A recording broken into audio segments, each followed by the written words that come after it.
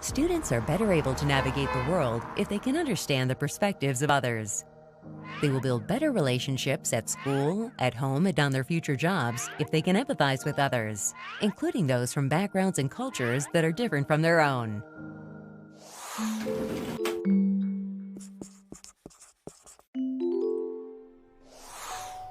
When we talk about social awareness, we're talking about our ability to understand others and how they feel.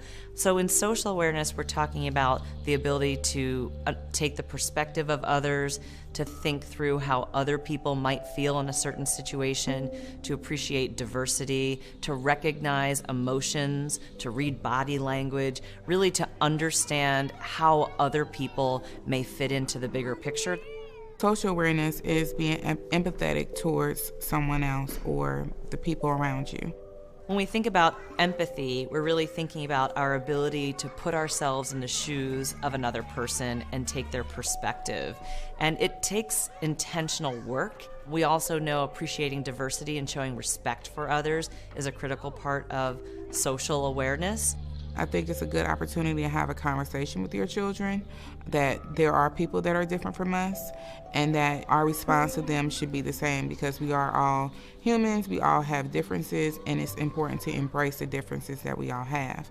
And I think modeling as a parent, opening a door for someone that may be disabled, or helping someone that's elderly with their bags and putting their bags into their trunk. Just different things that we as parents, we can model to children so that they feel comfortable knowing that it's okay to do.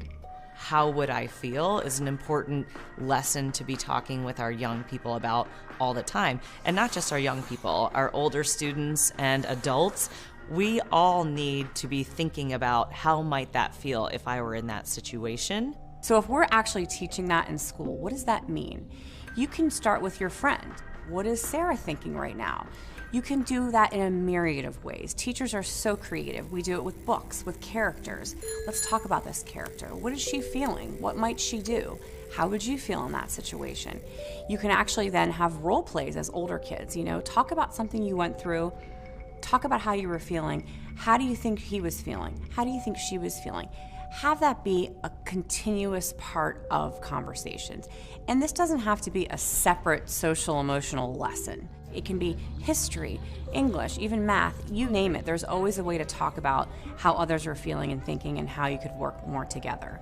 For young children, we would be very explicit about looking at facial expressions and trying to discern the difference between someone who's feeling sad and someone who's feeling angry. Because you can imagine if you're misinterpreting those signals that you may be interacting inappropriately, which can cause additional conflict, where somebody may be sad and need a hug as opposed to someone who is angry and needs space. You want to be able to tell the difference between those and really trying to understand, what if I were in that situation? When we think about people from different races, different cultures, we really have to not just think about my own feelings, but how might this feel given the differences that they have. It's all part of really trying to understand each other as humans, and you need only look at the news to see how difficult this can be and how important it is if we want to have a healthy, functioning society.